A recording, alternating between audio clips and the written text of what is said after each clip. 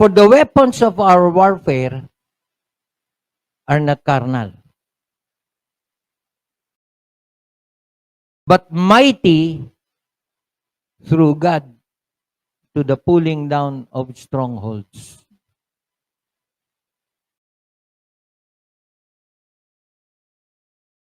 So yung weapon, ano yung pwede nating gawin? Ano yung pwede nating gamitin para labanan? O para mapagtagumpayan yung ating pinagdaraanan. Ito, huwag niyo itaas ang kamay niyo. Pero mas malamang sa hindi, bawat isa sa atin may pinagdadaanan. Tama? Take note ha. Yung pinagdadaanan mo, pinagdadaanan mo. Ibig sabihin, dumadaan ka lang. Hindi ka nakatira dyan.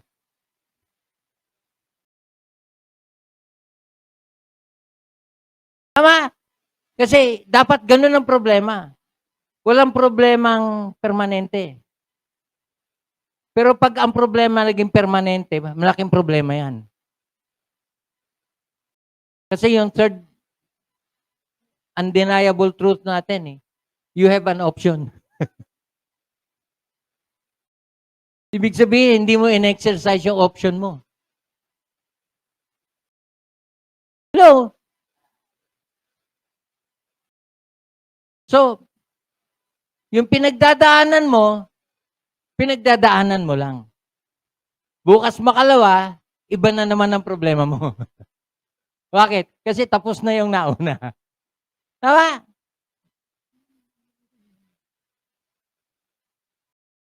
So, the weapon of our warfare are not carnal. So, huwag kang mag-isip ng makamundong pamamaraan para solusyonan ang spiritual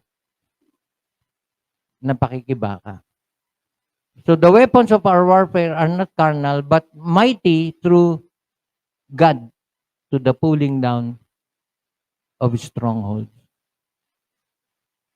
So, yung unang salita na gusto ko makita natin dito is the word warfare.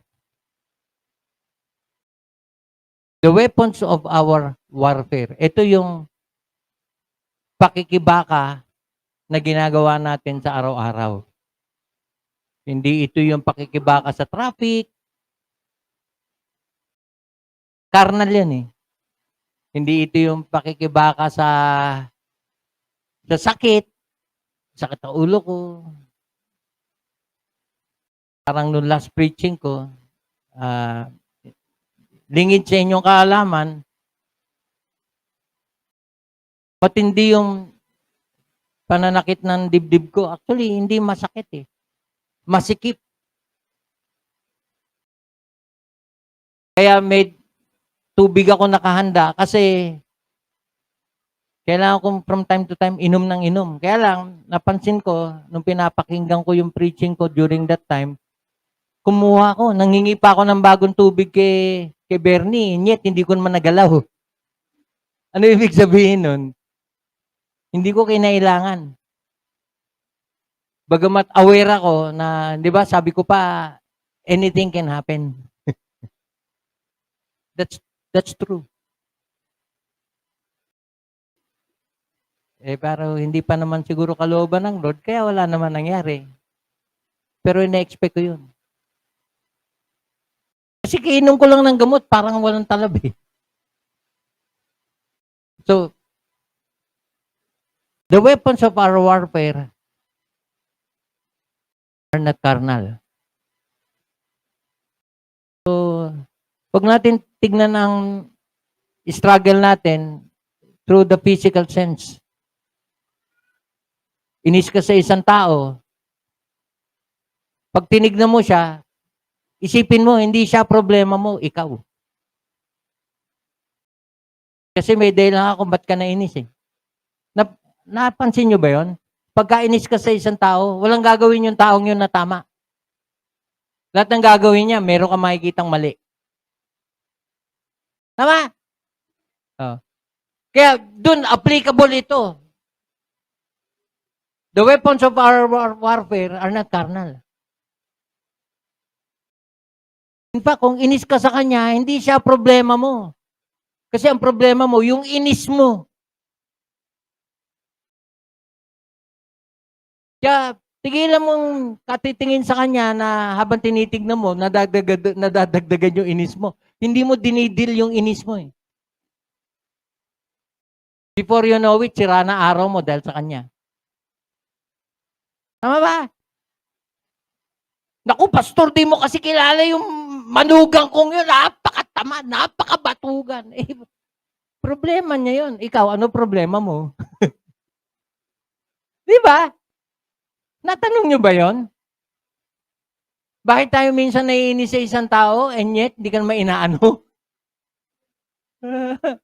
Di ba? Kaya nga may kasabihan eh, wag ka raw maiinis sa tamad kasi wala naman silang ginagawa.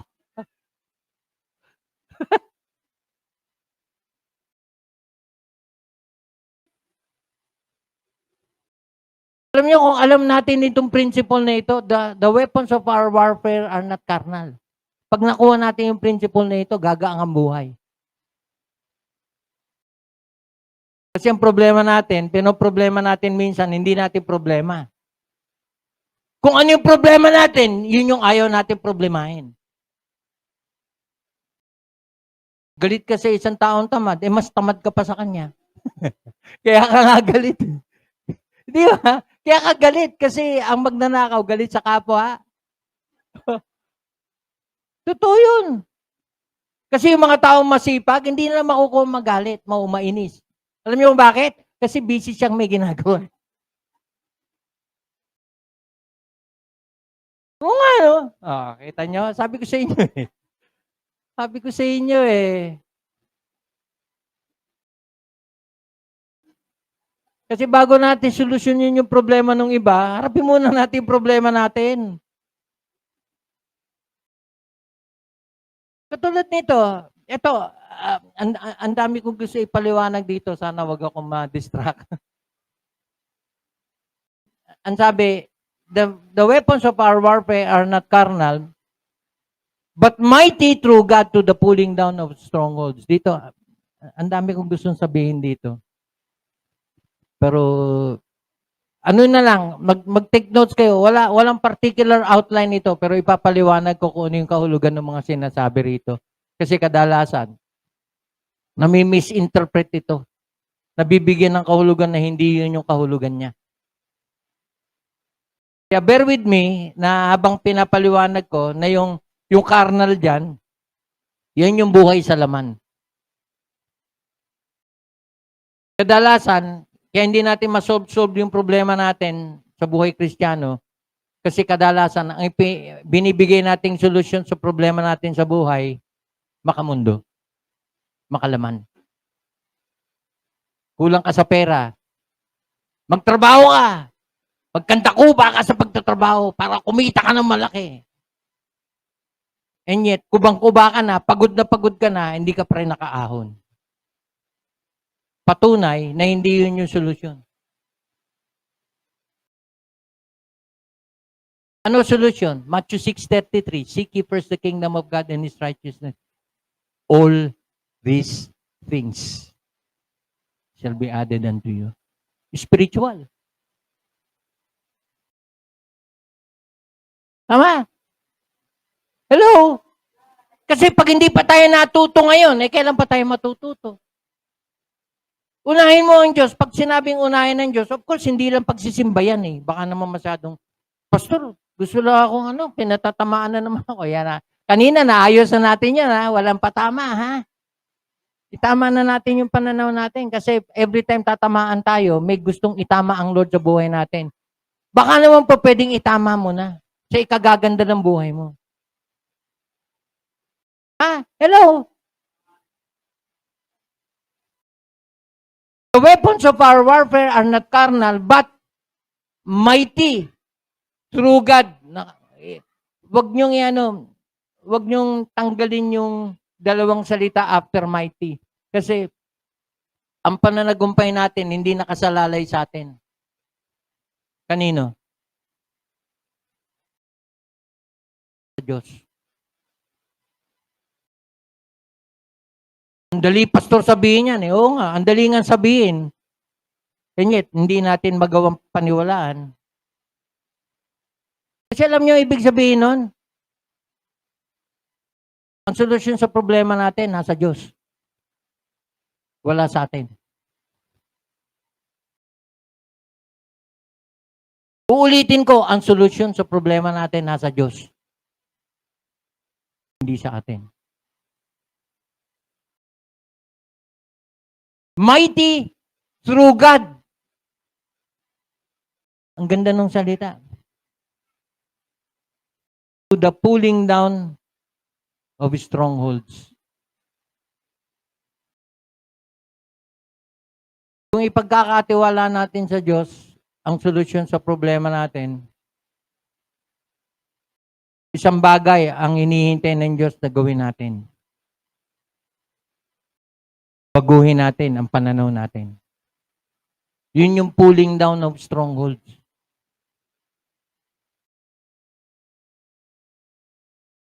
Kasi aminin natin, ito, again, maraming tatamaan dito. Hindi, when I say that, kasi ako mismo kasama riyan eh. May maririnig kang pangangaral. Saktong-sakto, ikaw yun. Ako yun. And yet, ang reaction mo, sabi mo lang yan.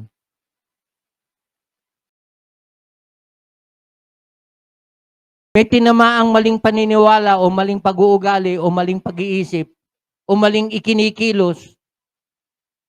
Tinamaan, nahagip, and yet, dinidepensa mo. Yan ang sabi mo. Iyo lang yan. Alam niyo kung ano yun? That's a stronghold.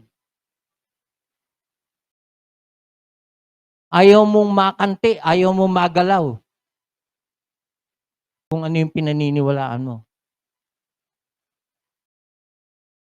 Ikaw lang naman nagsabing mali, pero alam mo, mali yung ginagawa mo. And yet, lahat ng magsasabi sa'yo, sila mali, hindi ako. Alam niyo kung ano yun? That's a stronghold. Kaya huwag mo masyadong bigyan ng ibang kahulugan yung stronghold. Stronghold na ang diablo, ang lakas ng kapit sa kanya, kaya hindi siya makakawala sa ganung. Hello, hindi yun yung ibig sabihin nun. Ang stronghold, yung paniniwala mo, ayaw mong bitawan.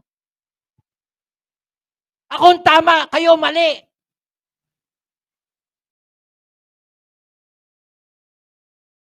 Posible ba na ganun iniisip mo ngayon? Hindi nakapagtataka, merong mga tao hindi magbabago. Bakit? May stronghold. Ang dami ng pangangaral na narinig niya para magbago, and yet hindi pa rin nagbabago. Bakit? Kasi iniisip niya, tama siya.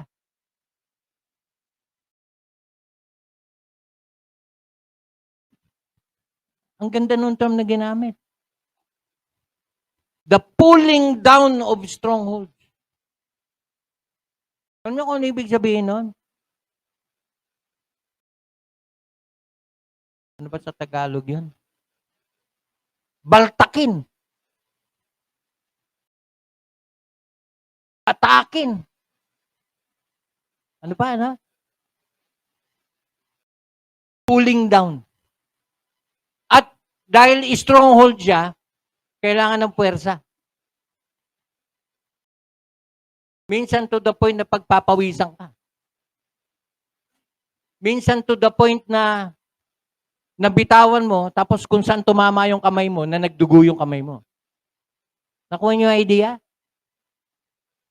Hindi ka pa umaabot sa pagdanak ng dugo sa pakikipaglaban sa kasalanan. Naalala niyo yun? Hebrews chapter 12. The pulling down of stronghold is so forceful na minsan pati yung kamay mo magdudugo sa kahahatak mo. Hindi mo pa pwedeng basta tapikin lang. Hoy, mas ka dyan. Hello? Nakuha niyo? It is an action word. And being an action word, ibig sabihin meron tayong dapat gawin. Kaya yung third point natin dun sa undeniable truth, there is always an option.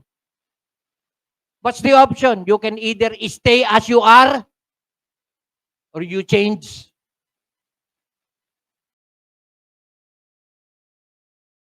Kaya minsan, pati yung pag-amen nyo, nasisita ko. Kasi minsan, ang daling mag-amen. Amen! Pero tanong, do we really mean it?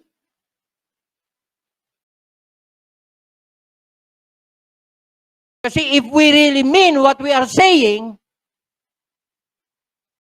magkakaroon ng ebidensya. Tama. Hello? Hindi ka mananatili sa kalagayan mo.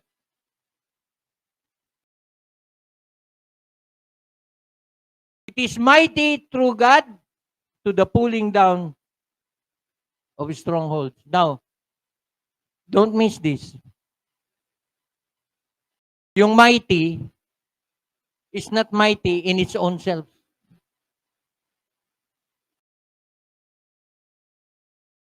It is mighty because of God.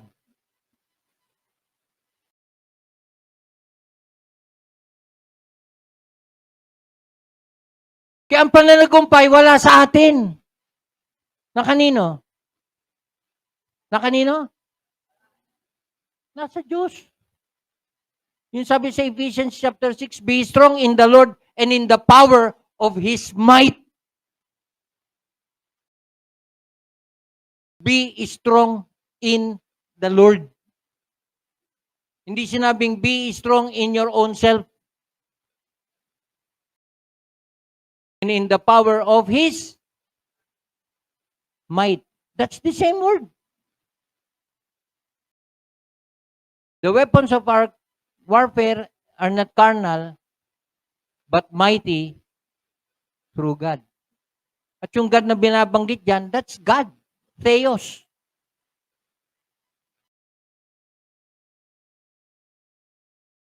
By the way, yung weapons, very interesting ito kasi pag pumasok sa isip natin yung weapon, armas.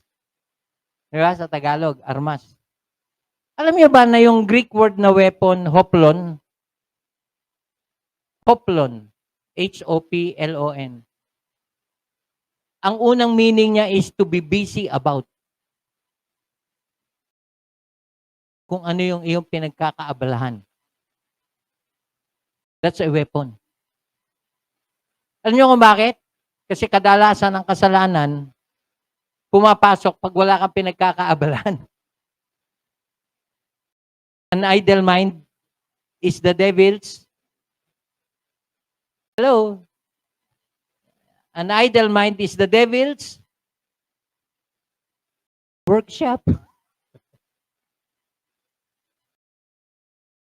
Eh yung the weapons of our warfare are not carnal. Nung tinignan ko yung salitang hoplon, ang unang definition niya is to be busy about. It gives us the idea na kadalasan yung nagiging talunan sa buhay spiritual, kadalasan walang pinagkakabalahang spiritual.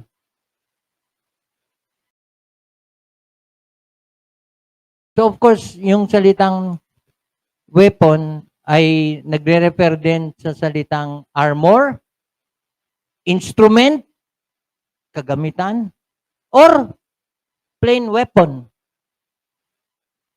armas. Yung ginagamit ng sundalo sa pakikilaban. At gusto ko sanang talakayin yung spiritual warfare at saka yung spiritual armor sa Ephesians 6. Kaya lang, malilihis na ako dun sa pinakapunto ko kasi ang gusto kong talagang isiruin natin yung pag-iisip. Kasi yun yung punto rito, 2 Corinthians 10, na dapat natin baguhin. Kaya ngayong umaga, kung hanggang ngayon nagmamatigas ka sa paniniwala mong tama ka, at galit ka sa mga preaching na tinatamaan ka, ibig sabihin hanggang ngayon may stronghold ka. Ang panalangin ko sa Diyos, kaawaan ka ng Diyos. Kasi kung mananatili ka sa ganyang pag-iisip, di ka maliligtas. Hello? At sinasabi ko ito na may pagmamakaawa sa Diyos na sana bigyan tayo ng pagsisisi ng Diyos sa mga kasalanan ginagawa natin. Kasi malibang magsisi tayo, hindi tayo maliligtas. Huwag mo ipangalandakan yung biyaya na sinasabi mo, maliligtas ka sa biyaya. Anong biyaya? Kung hindi naman nakikita sa buhay mo.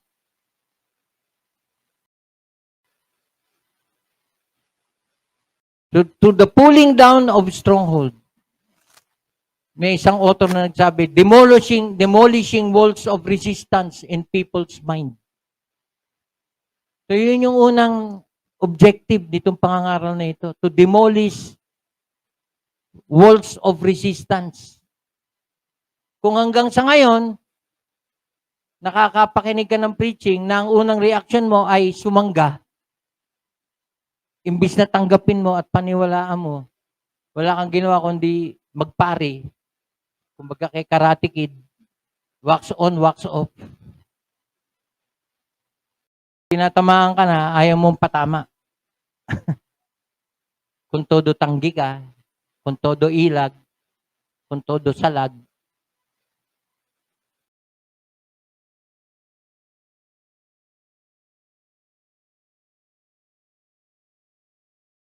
ito pa, verse 5. Ang ganda. Tingnan mo, kailangan talaga giving your thought some thought. Casting down imaginations. Verse 5.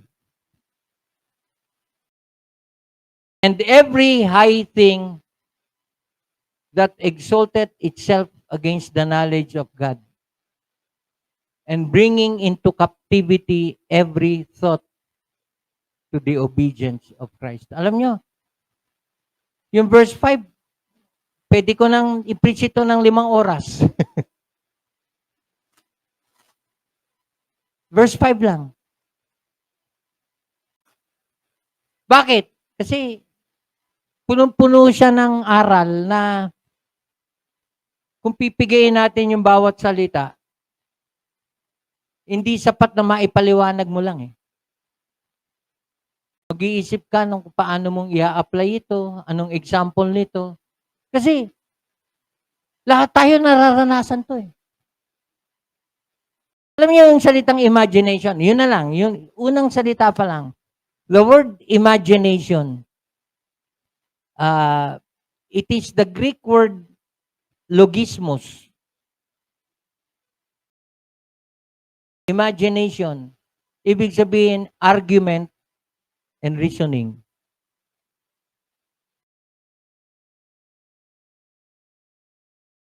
Hindi sinabing yung imagination is knowledge. Hindi. Kasi iba yung knowledge sa imagination. Anong pagkakaiba ng dalawa? Anong pagkakaiba ng imagination sa knowledge and understanding? Malaki. Kasi pag sinabing imagination, gamitin mo yung imagination mo. Paglalaruin mo yung isip mo sa mga bagay-bagay na beyond what is normal. Yun yung imagination. Beyond what is real. Paglalaruin mo yung isip mo, kasi kaya yung mga artist, diyan sila mayaman. Imagination. Hindi mo gagawin kung ano yung alam mo lang. Hindi. Mag-e-explore ka pa. Pero in this case, ginamit yung salitang imagination in a negative way. Kasi pagdating sa kasalanan, unsaved people are imaginative.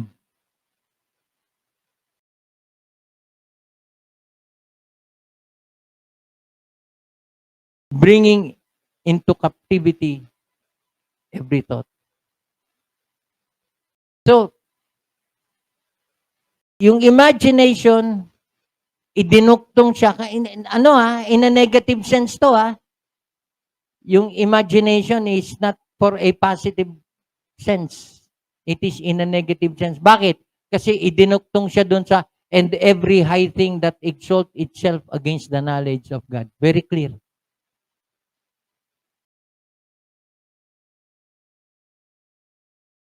Kaya ang kasalanan, masyado ng high-tech. Bakit? Kasi pinagana na ng gusto yung imagination ng tao. Pati yung hindi realistic, nagawang realistic because of high-tech. Tama?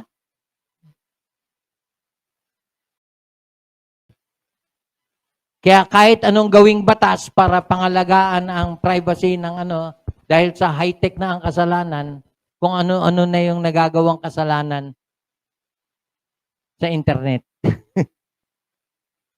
Kaya ngayon, ang Facebook, salarin pagdating sa paglaganap ng kasamaan. Diba? Yung mga eyeball.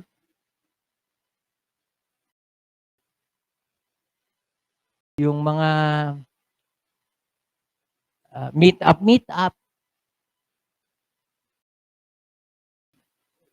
Yung mga TikTok. Of course, hindi lahat ng TikTok mali. Pero, tignan niyo yung imagination ng tao kung saan na nakarating ang TikTok. Minsan, ikaw yung mahihiya, ay! Napanood mo kasi dumaan sa page mo. Ano ba yan? Hanggang sa, kung madalas mo na nakikita, sanay ka na. Baliwala na sa'yo. Yan yung imagination. Kami mga tao, yung dating mali, hindi na mali. Bakit? Tanggap na ng tao eh. What? And yet, maging ang Kristiyano, hindi nag-iisip, mali ba ito? Dati mahigpit pa ang Dati mahigpit pa ang Facebook eh.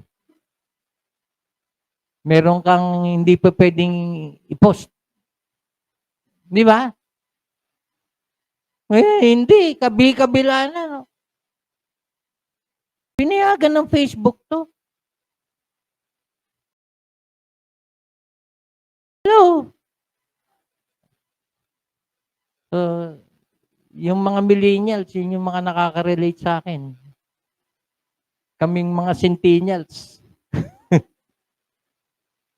Hindi, kasi di naman namin alam kung paano ginagawa yan eh.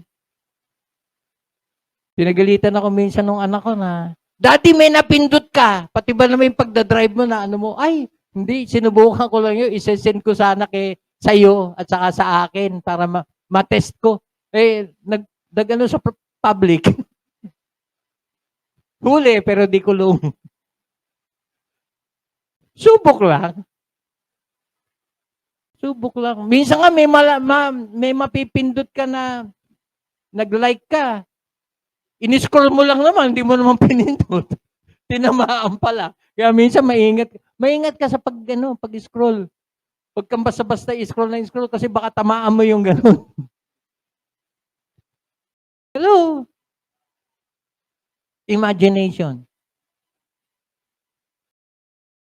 At dito, imagination is used in a negative sense.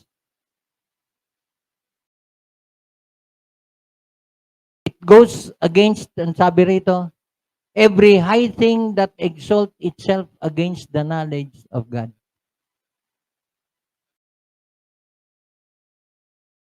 So ano sabi? Casting down.